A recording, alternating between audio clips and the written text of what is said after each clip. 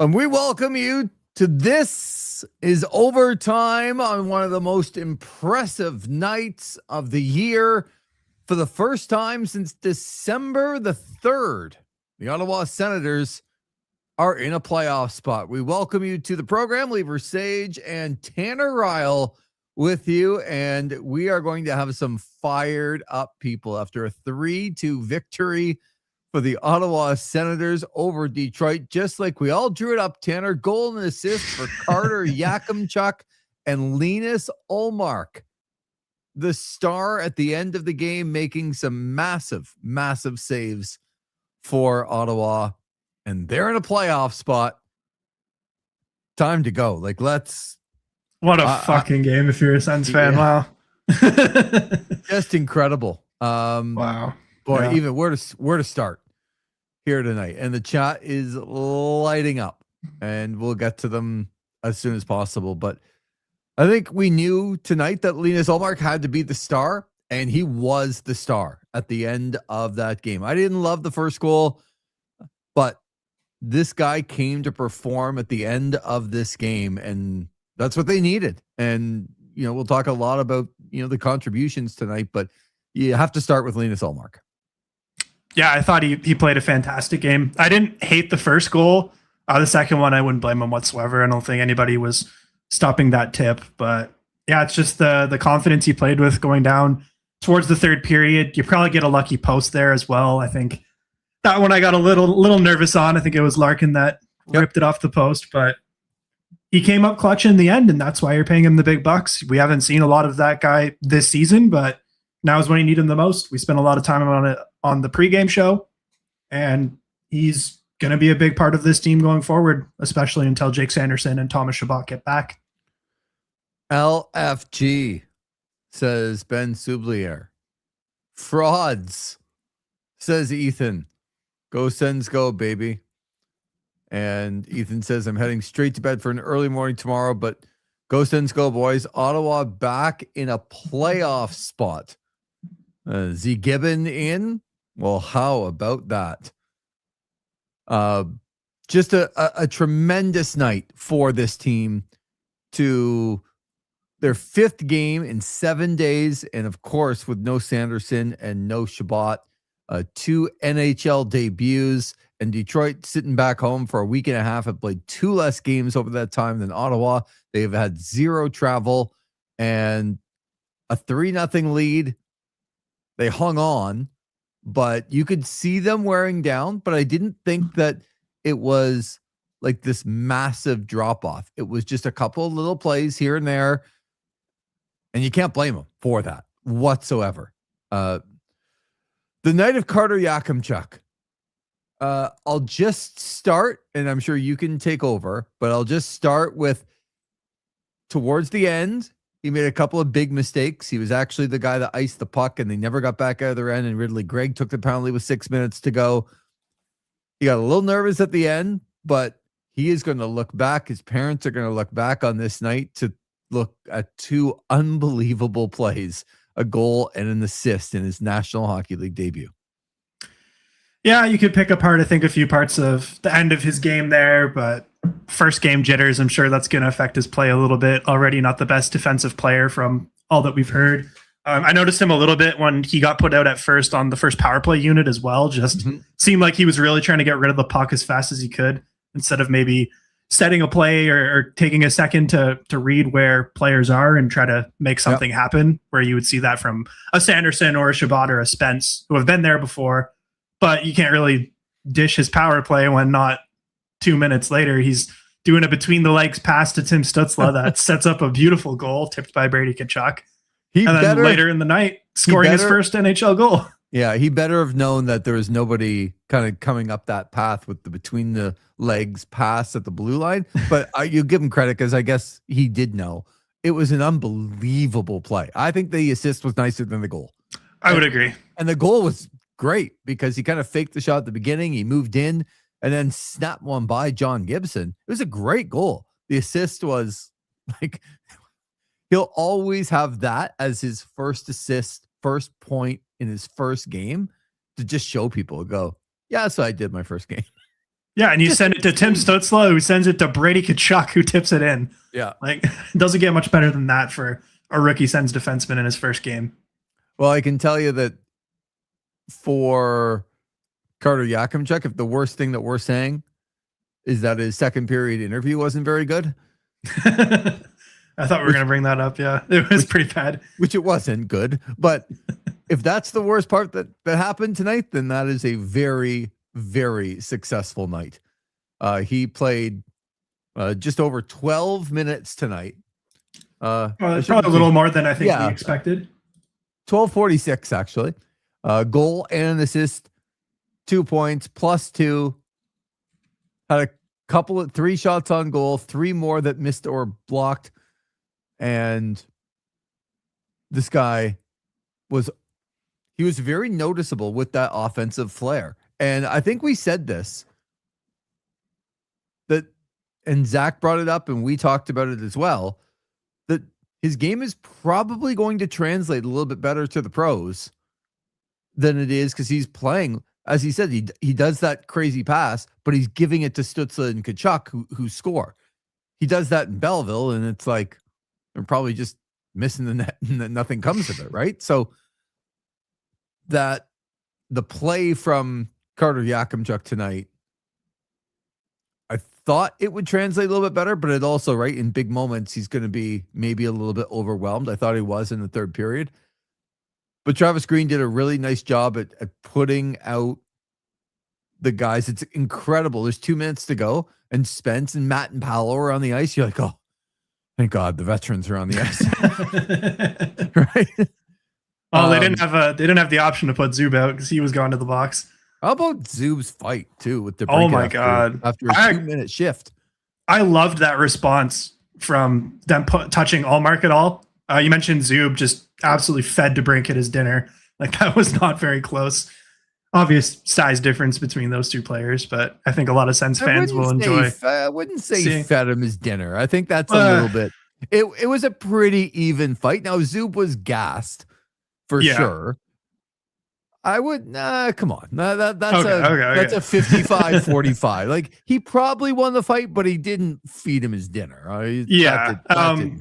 Also, really liked Brady standing up to Larkin, because I think he got a lot of flack for the whole JT Miller thing, and in the New York Rangers game yesterday. And I think we talked about how you probably want him on the ice when they're chasing that game, but I think it was a good trade-off to have Zub and Brady go off the ice, but also take Larkin and DeBrincat with them with 8 seconds left, because I think if there's any 2 guys that would have scored to tie it, it was probably those 2 on the Red Wings. Oh, Dylan Larkin was the best player on the ice for the Red Wings. He had a great game. Like, he was all over the place, and every chance he had, he was right in front of the net. And as you said, he hit the post on that one. The Red Wings hit another post behind Linus Ullmark, but of course, we went to the game on Saturday. We were telling a bunch of guys, like, Michael Amadio gets a lot of chances. Well, he had another chance and he hit the post tonight. But not only him, like, Stutzla had that almost breakaway late. They had some good chances late to go ahead by 2 again, and Gibson was good. But when I look at the posts and I look at the chances,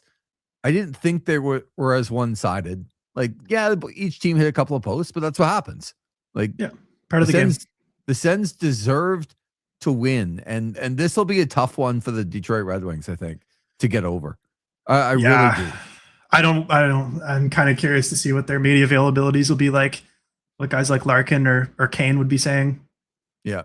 So one of the other things tonight is that the scoreboard is very much favoring the Ottawa Senators. This probably is going to go down as one of the nights that might be the reason why they make the playoffs, not only with how well they played with 2 guys making their NHL debut on defense, but you look around and you go, the Leafs beat Boston by a score of 4-2. The Islanders, who were down 4-1, furious comeback, but lost at home to the Chicago Blackhawks. Columbus beat Philly in regulation. That probably, gets rid of Philadelphia. The Penguins got buried by the Avalanche at home. Montreal did beat Carolina by a score of 5-2, but this scoreboard tonight, Tanner, as good as it gets for the Ottawa Senators. Yeah, you're absolutely right. And I can see Julian pointing it out there. They're only a point back of the Bruins now as well in the standings. So they're setting themselves up quite nicely to make a push and make it into the playoffs here. So yes, Ottawa 1 point back of the Boston Bruins, and yeah, Montreal wins. It's crazy to think that they are 3 back of the Montreal Canadiens for third in the Atlantic. Yeah. And so you look at the teams too that are going to compete for that. The Columbus Blue Jackets are up to second in the Metro as well, when they were out of it, and only got in the playoffs like a couple of days ago. And now they get all the way up past the wild card spots and are into second in the Metro. Yeah, they're making it. I even threw a little bit of money on Rick Bonus for the Jack Adams the other day. Just thought, why not? I liked the odds. Yeah, absolutely. I don't know how he doesn't win it, to be honest, if they stay where they are. Yeah. Zach says the offensive game of Carter Yakimchuk never in doubt. So I believe that, Zach, but I didn't think I'd see as much offense out of him tonight in game number 1, when you just don't want to screw things up with the way that the team's going. That offensive flair, I was surprised at in game 1. It doesn't mean he doesn't have it in his game, but I'm just surprised we saw it. But sometimes that's just natural instincts. And says Yak is not a media guy. Oh, we knew he wasn't a Zach McGibbon guy, but we were hoping maybe Kenzie would get a little bit more out of him. Yeah, I'm gonna trust Zach on that one. Yeah, just as I mentioned, and we don't have to talk about this, might be the worst broadcast crew in Canada doing the game tonight on television. Play-by-play, color, terrible. Like almost unlistenable. That's my I'm watching the game just like anybody else, please. Anybody else from both of those two. Not my favorites. But for the Ottawa Senators, that doesn't matter. And I was telling you during the game, I kind of found this a little bit late. But the Ottawa Senators, since the Olympic break, and I was giving you some of these stats.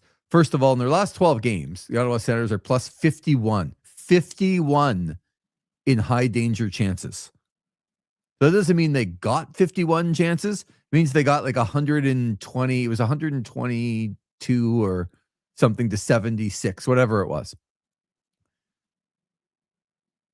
50 plus 51 in high danger chances in the last 12 games. That's insane. That's more than 4 high danger chances more than the opponent every game you play. Since the Olympics, first in high danger chances 4, first in chances, high danger chances given up, and first in turnovers gained as far as taking the puck away from the other team. Your response was, is that good? Yeah, that's pretty good. Pretty much everything you'd ever want your team to do in a hockey game. Do you get a lot of high danger chances? Yes, the most in the league. Do you give up little? Yes, we give up the least in the league. And we take the puck away from teams more than any other team. It's incredible, actually, what this team has been able to do.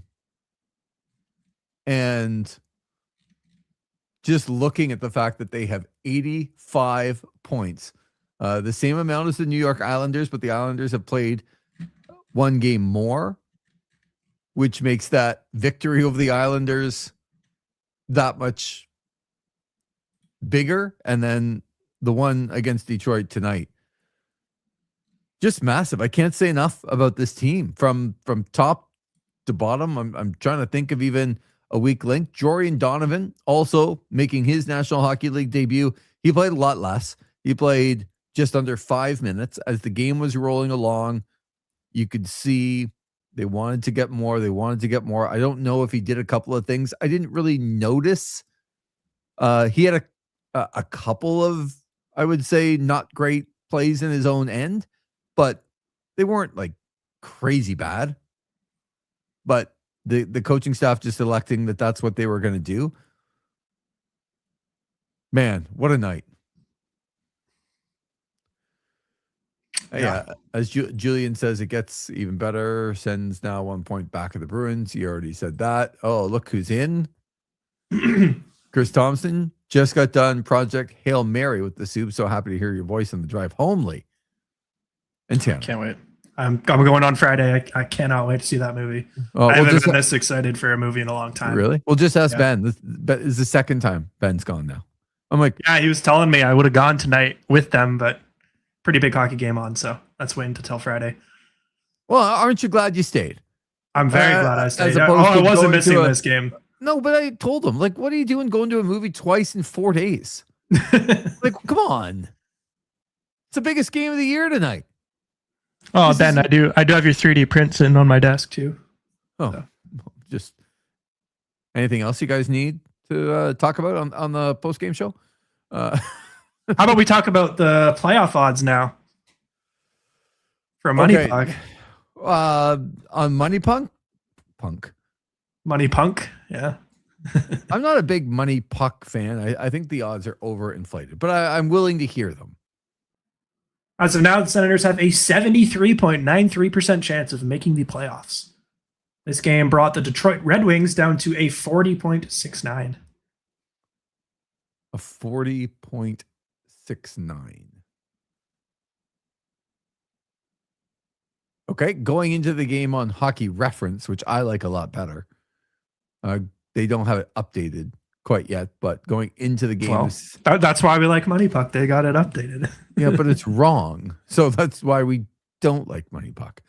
Yeah, 46% they had going in to the game, and Detroit was at 52. So obviously that is going to change.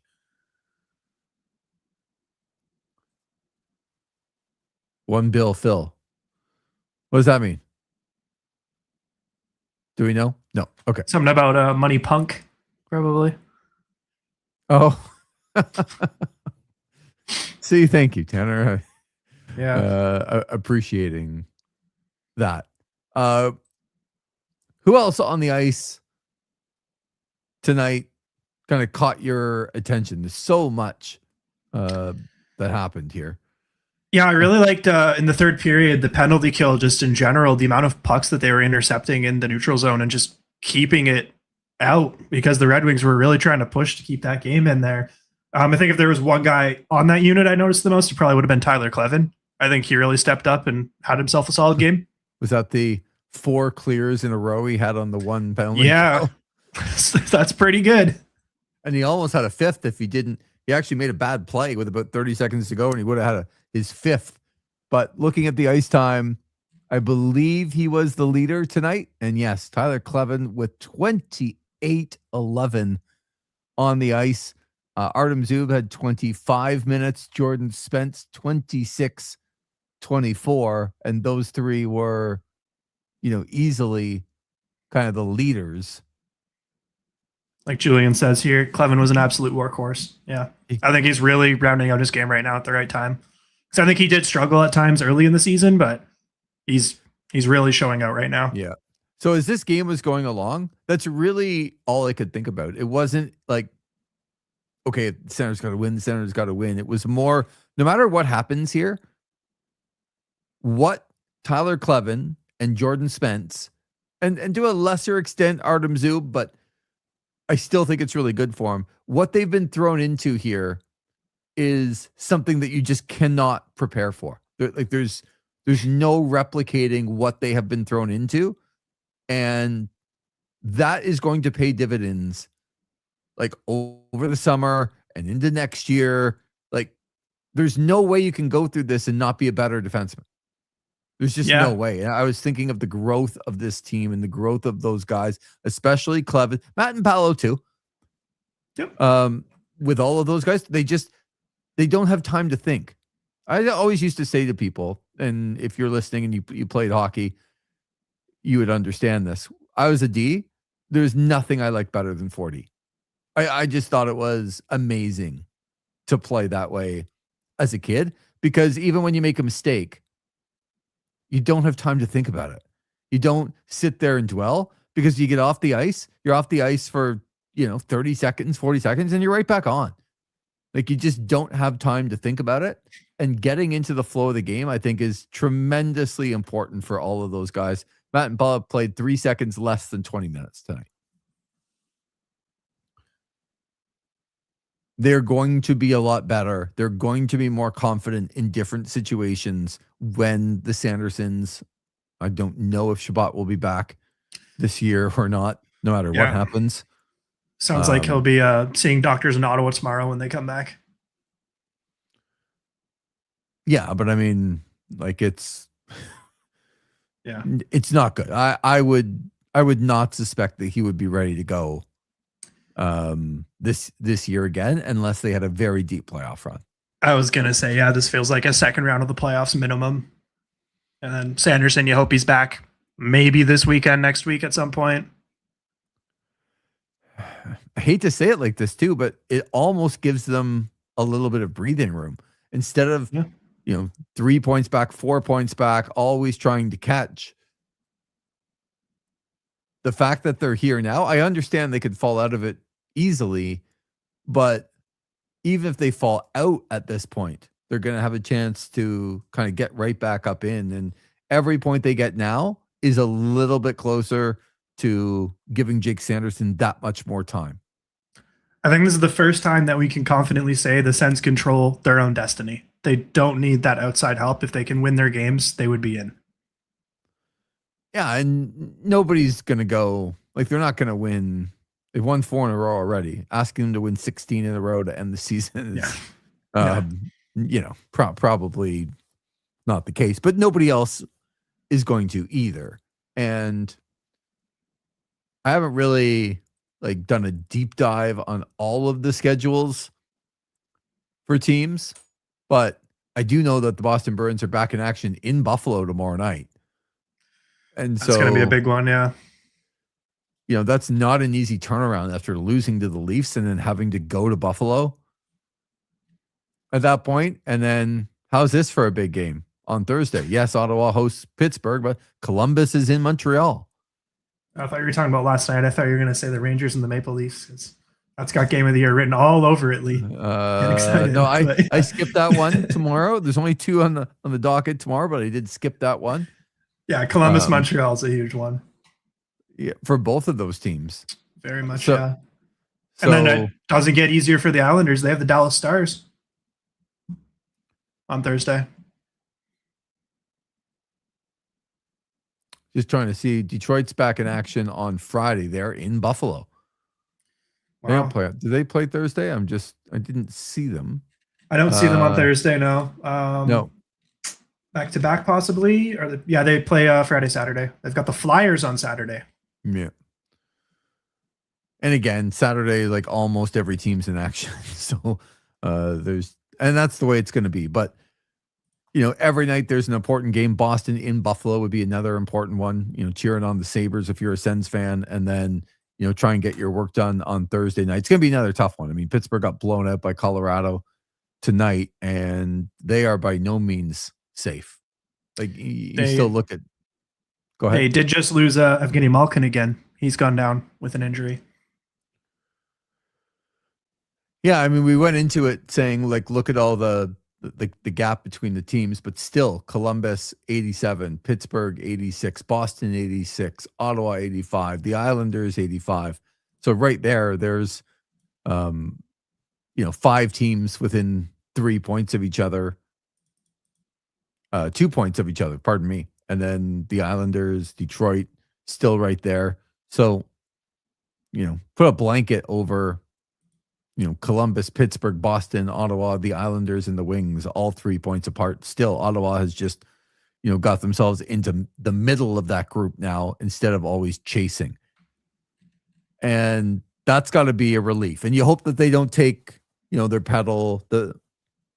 foot off the pedal when it comes to, okay, we finally don't have to chase anymore. But it's a real big game. They're only separated by 1 point, Pittsburgh and Ottawa.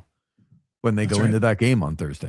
So, and to come back home, but certainly advantage Ottawa coming back home with some of the things that you can do at home to manipulate ice time a little bit more. And I think that's what Travis Green was really trying to do with Jordan Donovan and Carter Yakimchuk as well. He got him out in the third period a couple of times, and you could see as soon as he put him out, he went back and didn't do that anymore. But I guess the point I was trying to make is, other than that Florida trip that they go to Tampa and Florida Saturday and Tuesday, they have 6 of their next 8 at home. That's going to be a huge stretch, and I think it's the best case for the team right now. Some tough opponents certainly in there, but yep, for sure. I think you take it for sure. I mean, the way that you're playing, and that, Tampa obviously wants to win. Buffalo wants to win. Same with Minnesota, but it's not going to kill them if they lose. Right. Right. They're really good teams, and they play hard all the time, but they play Florida twice, and Florida's got nothing to gain. Yeah, they pretty much won't see a desperate team again until I'm looking at the 11th of April against the Islanders, possibly.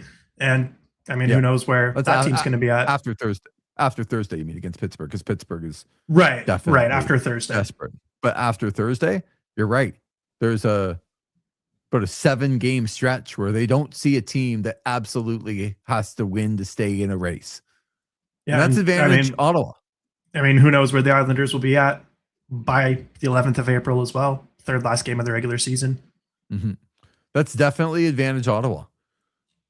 Agreed, 100%. Especially when you look at all the inter-division matchups that a lot of these other Atlantic and Eastern race teams seem to have, just playing each other. Ottawa's got pretty much all of those matchups now out of the way, aside from Pittsburgh and the Islanders one more time.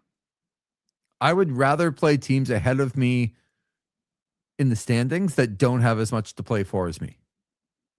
Right? That's where I'd want to be. Just looking at some of the other guys tonight, again, I thought that line would be very heavy, that third line. Almost 20 minutes for all of them, over 19 minutes for Pinto, Amadio 18:57, and Ridley Gregg played almost 19 minutes tonight. Some of the Tim Stützle was down a little bit, 17:33, but again, a couple of times Tim Stützle just like on that one that it looked like he was going to have a breakaway. He really just exploded, and it was like, well, maybe he gets cut. No, he's going to get a breakaway because he's just so goddamn fast. Yeah. Ben, and just wanted to say that the audio from YouTube sounds great on the drive home. Not sure if it's because of the Bose speakers versus the phone speaker or not having to see Lee's face.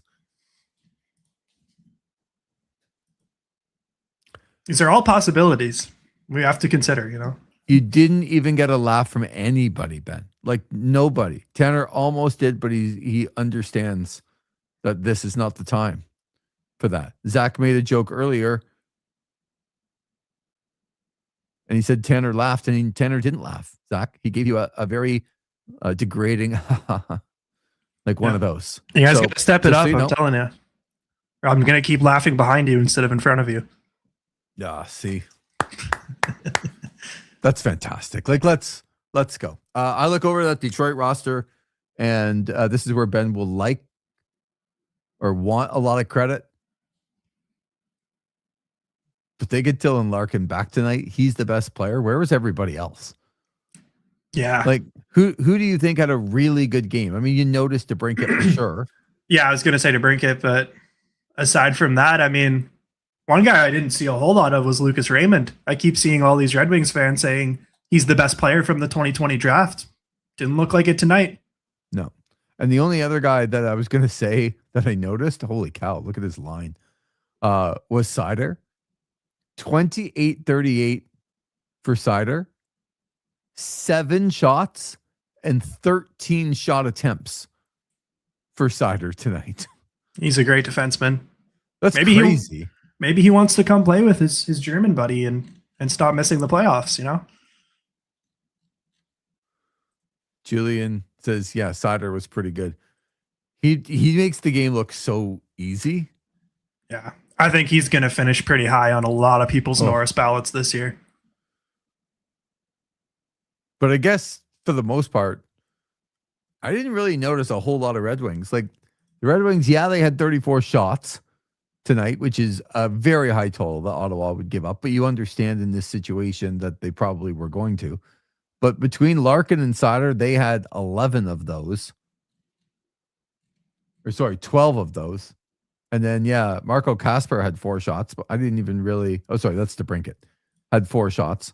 Other than that, I just didn't really notice a lot of guys on that team. And for such an important game, for the opponent to be like Ottawa was, and for them to look like that, that does not give me a lot of hope. Yeah, absolutely. I'm really curious to see what their medias are going to be like tonight. And I'll definitely be looking for the reaction from some Wing fans online because that's always fun. Yes. No, that's a good fan.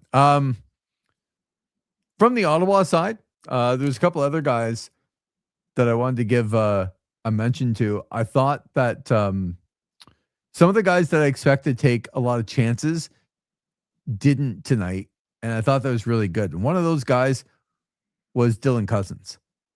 I didn't think like he had an incredibly great offensive game, but I did notice him in his own end making like smart plays and just getting the puck out. And honestly, for him, that is an absolute win. Like that's a really good game in this situation because he's one of the guys when they're playing a little bit of that loosey-goosey will give away the puck more than others will. I did not see that tonight. I think that's what they really needed from their centers. It can't just be Shane Pinto. It's got to be all of them really stepping up to help that decor. And you're right. I think Cousins was one of those players tonight. Yeah. I thought Brady was also solid on the defensive end as well.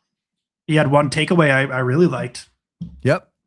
I thought he was really good tonight, except for the one where I thought Yakimchuk was going to get his first assist before he did, when Brady completely fell over on the one-timer and missed the puck. And I'm like, that came from Yakimchuk. Yeah, that was rough. Yeah. How about that Yakimchuk kid? Wow. And Brady just completely missed the puck and fell over. I'm like, oh, Brady, come on. Yeah, I just thought discipline was a big, big word tonight for everybody. And it had to be. But looking at the total giveaways tonight, they had Ottawa down for 19. And I'm trying to see who had. They had Clevin had 3, but you know what? The guy was on the ice for 28-11. Yeah. And this was one player who I didn't love his game tonight. He took a bad penalty, gave away the puck a couple of times. Nick Cousins, I did not think had a very good game tonight. I would agree. And Brady Tkachuk gave away the puck 3 times tonight too. But those are also guys that, you know, had the puck on their stick more often than not, trying to do something. Ben's back in with the Detroit. I thought that this was coming out the Fraud Wings. The job speed equivalent for those who follow professional wrestling. What a plane ride home this will be. But doesn't get any easier, Tanner. It'll be 6-9 when they take on Pittsburgh coming up on Thursday. That's right. Yeah, still a lot of hockey to be played. You're going to be seeing a lot of our faces here on This Is Overtime. Well, they're going to have to. Somebody's got to do it. Just an incredible streak that this team is on. Now 38-24-9 on the year. And since the Olympic break again, like the way that they've played, maybe not record-wise, but maybe record-wise, I'd have to go back and look. From all of the important analytics, this is the best team in the NHL since the Olympics. That is wild that Brady Tkachuk has not been a big part of this. It is wild that Jake Sanderson got hurt during it. It is wild that Thomas Chabot stepped up and now he is gone for the rest of the regular season at least. And they are the best team in the NHL over that time. I mean, we were sitting here. I think we were sitting here in January, February saying this team was out of it barring a miraculous run. They've gone on that miraculous run. They just haven't lost a game in regulation that they deserve to lose, to me, since January the 24th against Carolina, where they got kind of blown up after they lost that Nashville game. Oh, yeah, I remember that one quite well. Yeah, up 3-0 and lost 5-3 in regulation, and then got blown up by Carolina the next night 4-1, but it wasn't that close. And you thought the season is like hanging. You know, they had Vegas, they had Colorado, they had all of these teams that they were going to play, and Vegas came in and stunk, and Colorado came in and stunk. And Ottawa just started to get on a roll at that time. Yep. So, you know, for this team to start to feel as good as they have, you know, they're on a 4-game win streak. They've had a 3-game win streak, another 4-game win streak, all since the end of January and over the Olympic break. They haven't lost 2 in a row since that January 22nd, January 24th game against Nashville and Carolina. They're as good as it gets. And sometimes I don't want to say it gets boring to talk about, but you kind of go through on these shows and go, oh my God, this guy was amazing. Oh, this guy was amazing. And that's what you do because that's what they are. And then there's not much to pick apart tonight. Like I don't know how you pick much apart tonight. No, there really isn't much. Nothing glaring. Like we talked about a couple of misplays in the third, but I think they were just losing their legs after quite a lot of hockey in the last 24 hours for especially some of those defensemen. I can't even imagine how they're feeling. Yeah, it's going to be a fun plane ride home. Carter Yakimchuk, you're going to be having a couple there, buddy. Even though you're not of age in the United States. Yeah, they'll cross that border real quick in the air, right? So as soon as they take off, they'll cross that border. Exactly. What are they going to do in the air? Ben says more glazing happening than WWE fans on Roman Reigns. Oh, Ethan already went to bed, so. Yeah. That's a tough comment for Ben to make since he doesn't watch WWE, but neither do you, Tanner. So it's guys like Zach and I are like true professionals that have to actually, you know, watch it all. I don't envy you.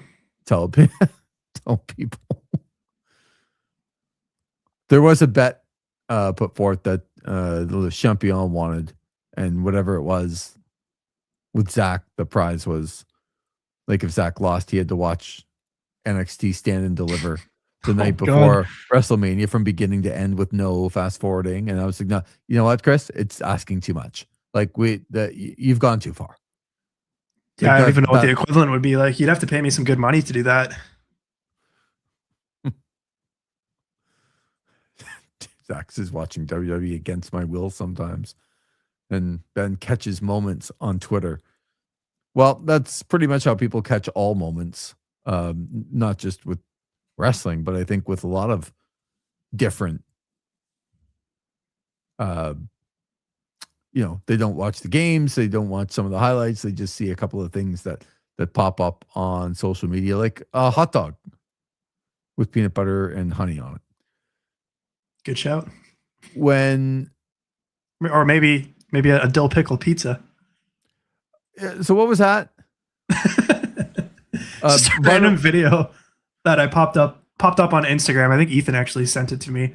He was like, "Can you get Zach to confirm this?" And it was like the best pizza place in Belleville, and they had this nice pizza with like bacon and jalapenos on it. It looked pretty good, you know. I'd eat something like that.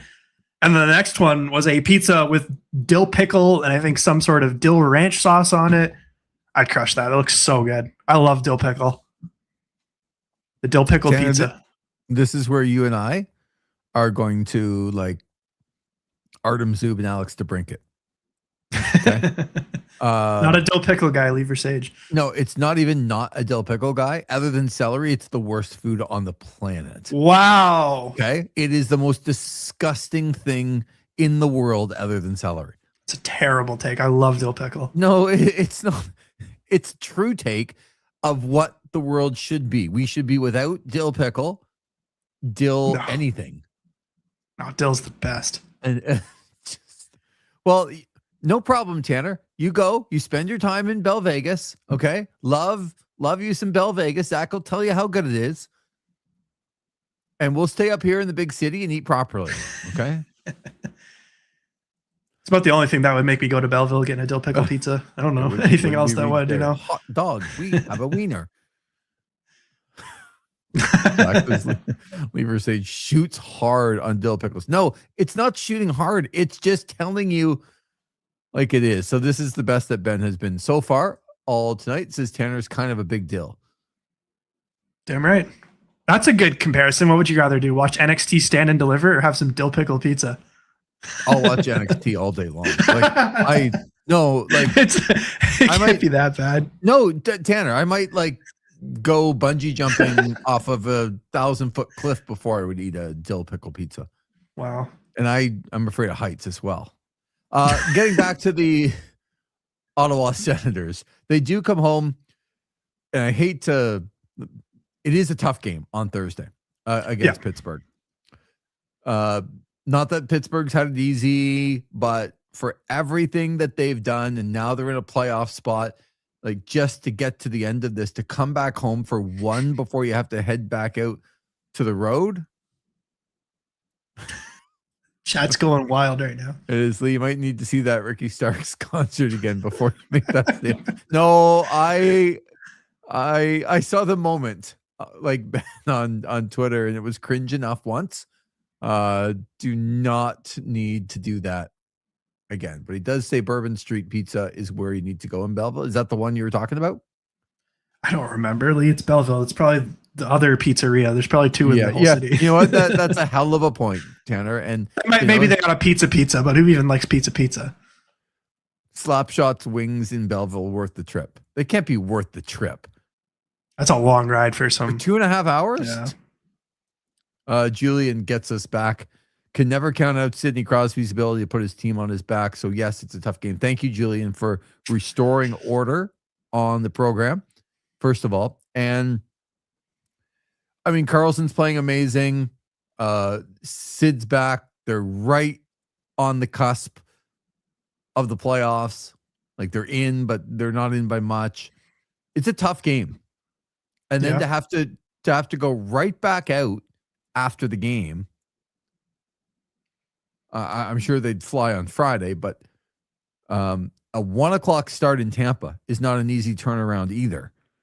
So like to come home tonight and then to play Pittsburgh on Thursday and then to have to go and play Tampa at 1:00 on Saturday afternoon. That is not an easy turnaround, especially with the state of their defense right now. So again, they're not out of the woods by any means, but after that, the schedule gets, to me, a lot more friendly. A couple of days off in Florida from a 1:00 Saturday afternoon game. They don't play again until Tuesday night against the Panthers. Lots of time to, enjoy the beach, maybe sign some autographs, maybe, go to the elbow room. Yes, I love the elbow room. Oh, I love the elbow room. Although when they say the elbow room, like there isn't much of it. Like one of the smallest, most famous places ever. There is like no room in that place. Oh yeah, crazy small for a place that everyone goes, and it's like, oh, you got to be there. Everyone will go there after the game. It's just this like sardines packed in this. Like you don't have any elbow room at all. You don't. That's exactly what it means. But then they come home, and yes, they have back-to-backs on Saturday and Sunday, but it's that 1:00, 5:00 Saturday, Sunday, so it's not as bad. They got a couple of days, after Florida to, the Buffalo Sabres come to town.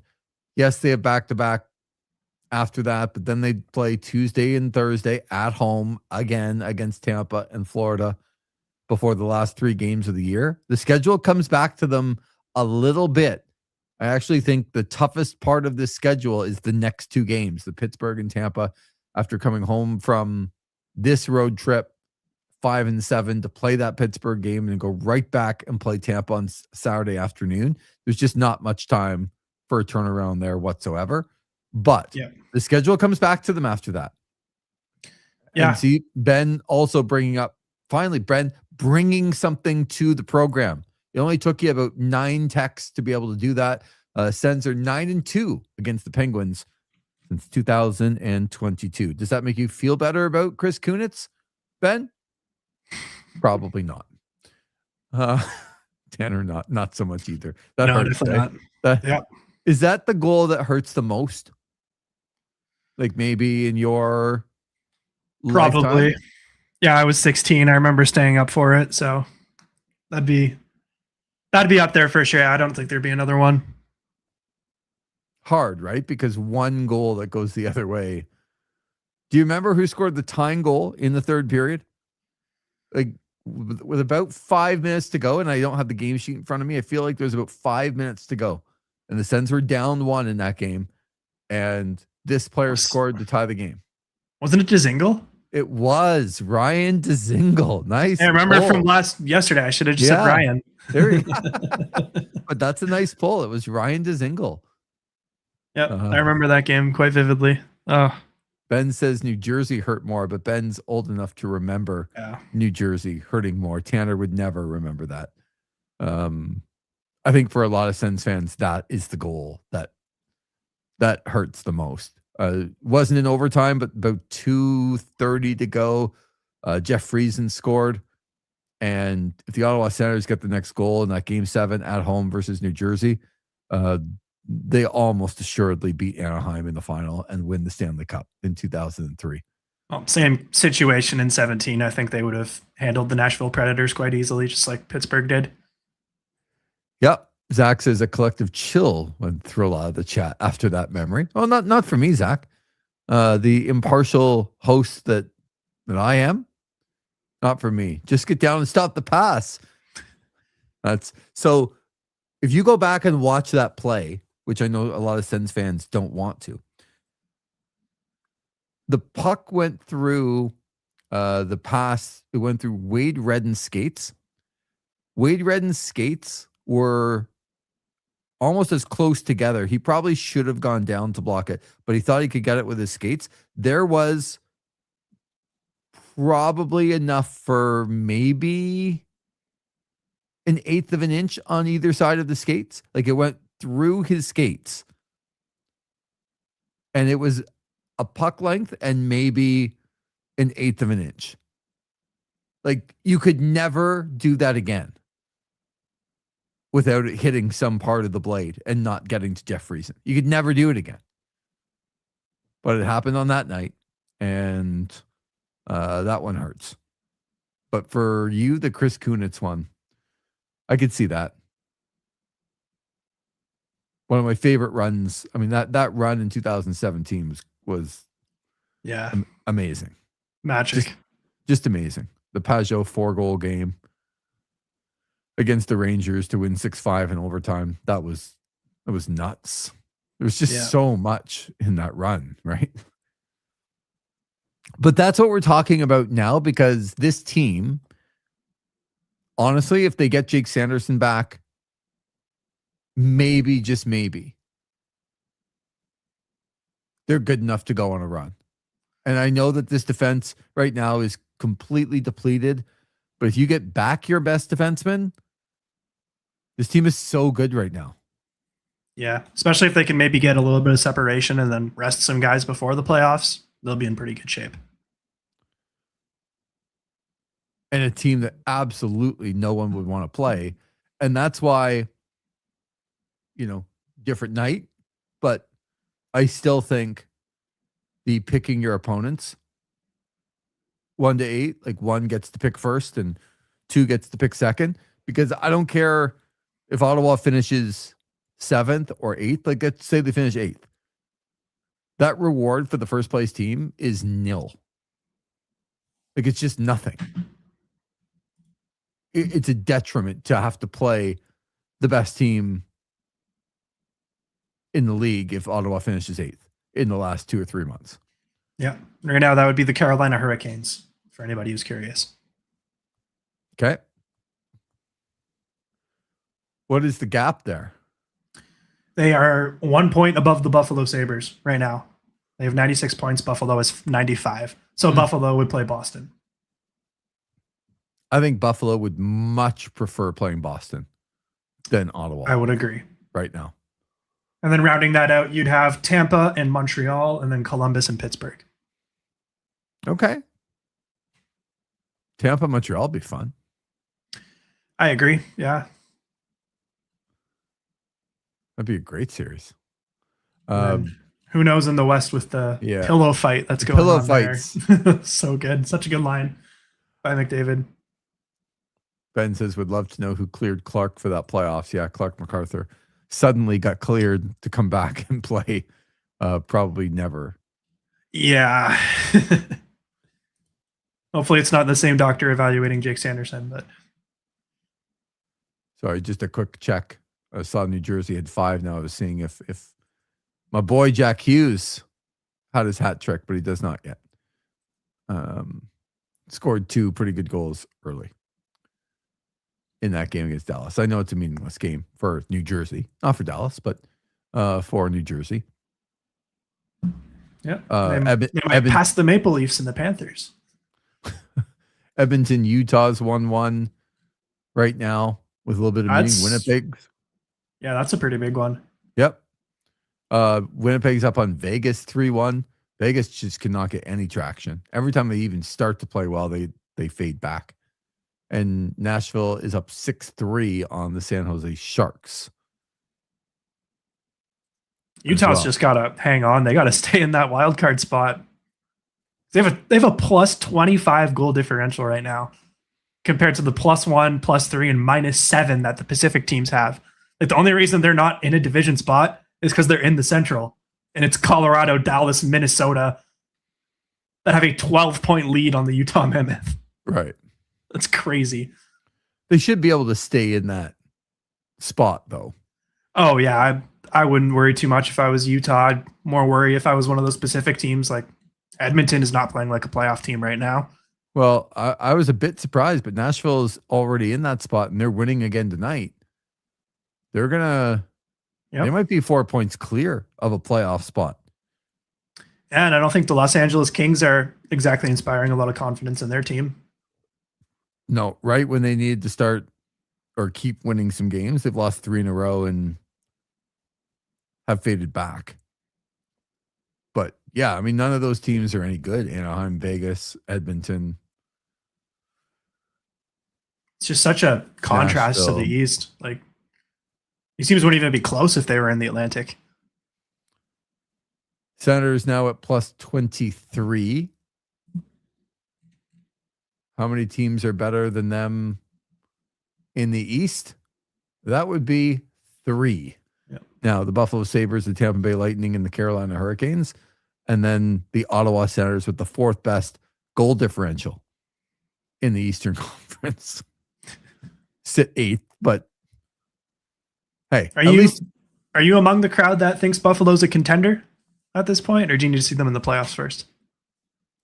Oh, so they're a contender because of the style of play, but do I think like they're a legit Stanley Cup contender? No.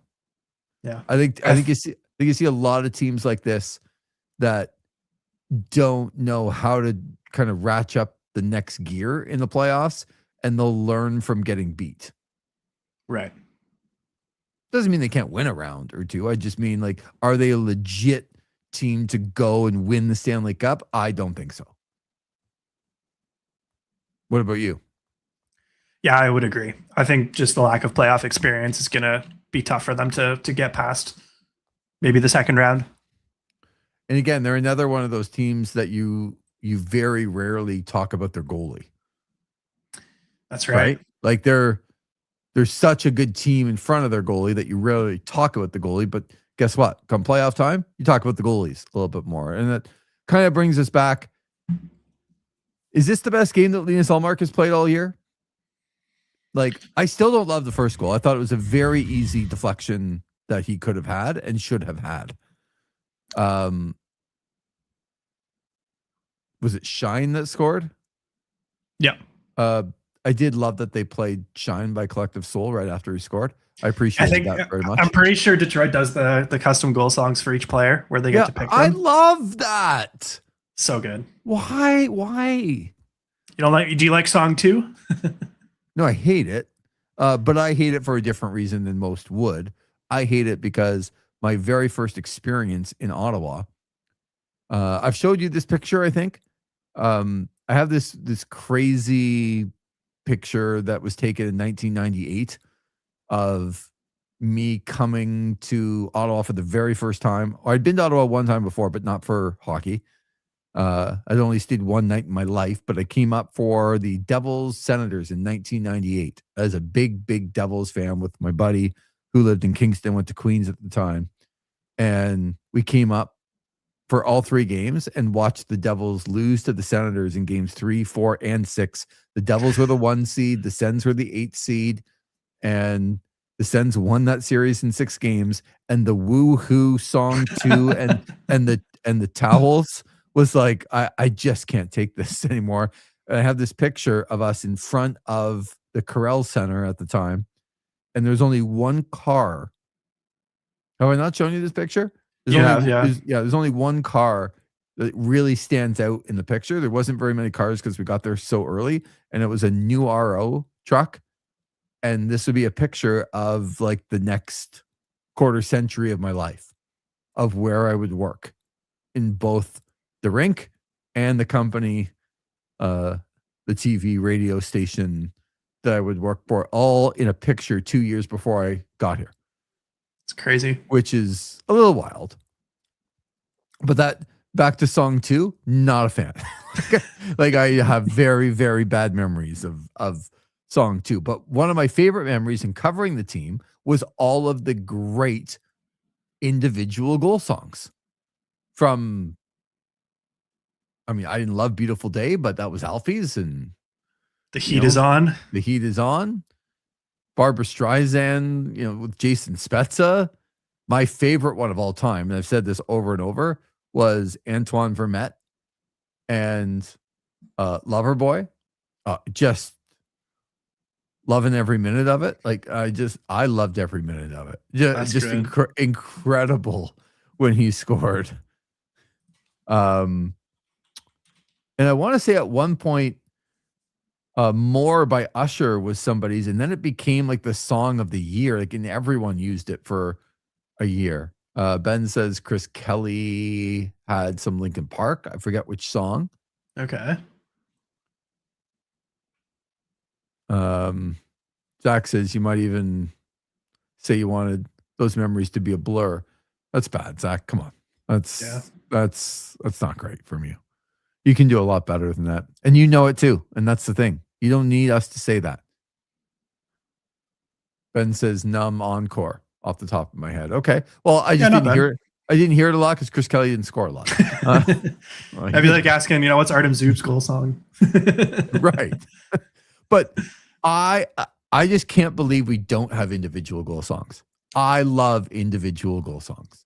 Yeah, a lot of teams have them. Like I think Buffalo does as well. Like Owen Power's got Power by Daft Punk. Like that's fantastic. I thought you were going to say The Power by Snap. No. You don't even know that song, do you? It's probably not one to know from the 90s, but maybe Ben's laughing now. I can't go further back than that though. This is my life now. It's like I have examples from like early 90s, 80s. I can't say them. No one gets him. Like only my good friend Zach McGibbon, who knows everything from 50 and 60 years ago. No one else does. Why do we not have individual goal songs anymore? Why? I don't know. Love it though.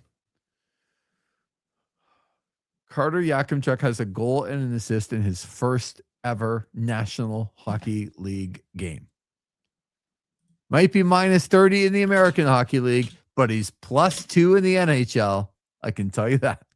I already saw some funny comparisons to Zane Perek coming up. He's played 25 games in Calgary and has 3 points. He only has 3 points? He has 3 assists, and that's a player that a lot of people wanted to be drafted over Carter Yakimchuk and were upset when that pick was made. Yep. Oh, he had 1 point last season. He played 1 game, but 3 points this year in 25 games, -4. Don't get too concerned about guys' early numbers. You just want them like to play structurally well and to be able to thrive within whatever the team system is. And then, once they have that down, then they can go from there. But a debut that he'll never forget. Doesn't quite have the same for Jordan Donovan, but also coming back from an injury. He hadn't played lately, and then getting on the ice and not being on for a bad goal or making a bad play in your first NHL game when you just don't want to go in there and screw it up. I'm sure he's going to be feeling pretty good too. Would have liked to have played more, but hey, to get on the ice and contribute a little bit and to have your rookie lap with another guy, also special. Yep. A lot of rookie laps coming up here. Seems like a lot of teams starting to bring their high draft picks over. I saw Anton Frondal with the Blackhawks tonight. I don't know if you saw Connor Bedard letting him take the opening faceoff. I did. Only for Bo Horvat to snap it back pretty quickly for the Islanders, but still a cool moment, I'm sure, for him. Yeah. Yeah. For those players, this time of year is such a special time of year for those things to happen. And they do give teams a little bit of energy, these things. Yeah. And for Ottawa, even more. I think they played really, really well, like in their own end. They gave up more chances and shots, but they were going to. They were always going to tonight. Most importantly, I know the Yakimchuk has the kind of the star power because of the goal and the assist. Linus Ullmark was the better of the two goalies in a game that people called the most important game of the year. And that's what I'm left with tonight, that in a game against Detroit, to not only pass the Red Wings, but to jump into a playoff spot, Linus Ullmark had to be better than the experienced goalie on the other side. And John Gibson played 8 games in a row. Linus Ullmark was better than him tonight. Not just because they won, but because he made some big, big stops at the end. And we just haven't been able to say that all year. And they're gonna need more of that if they're gonna make the playoffs. Absolutely. A very, very good sign that Linus Ullmark's able to do that tonight. Okay, well, Tanner, take a breath, enjoy tomorrow, and then right back at it with Sidney Crosby, Erik Karlsson, and the Pittsburgh Penguins in town. Let's go. To face the Ottawa Senators, most likely with at least Carter Yakimchuk still in the lineup, and maybe both of them. Probably pretty likely, I would say, yeah. Get a little bit of rest and try and come back and be prepared for that. But tonight's game and tonight's scoreboard, as well as you possibly could have hoped. Like, if I just put it out there that the Sens would have to win a game with their 5th game in 7 days without Sanderson, without Chabot, 2 guys making their debuts against a team that they're right beside in the standings that's been home for a week and a half. And then the Leafs would have to beat Boston, and Colorado would have to beat Pittsburgh, and Columbus would have to beat Philadelphia to keep them down. All of these things, the Chicago Blackhawks had to beat the Islanders. All of these things happened tonight. Tonight is the night, if you're a Sens fan, that you will look back on and say, this was the night that kept us going and got us to where we need to go in the playoffs if they get there. So hope Sens fans enjoy it. And you and I, Tanner, will be back on Thursday against the Penguins. Thank you to everybody listening. We appreciate it very, very much. A fun chat, this is overtime tonight, a fun day, really. Like, people were looking forward to this one. And after what happened yesterday against the Rangers with the injuries, I don't know that people thought that they could be feeling this good today. Agreed. Yeah. Great night to be a hockey fan. Great night to be a Sens fan. We'll do it all again on Thursday. For Tanner Ryle, I'm Lee Versage. Once again, the final score, the Ottawa Senators defeat the Detroit Red Wings 3-2 in regulation and currently are in a playoff spot in the second wild card. We will talk to you on Thursday. Thank you for listening to This is Overtime.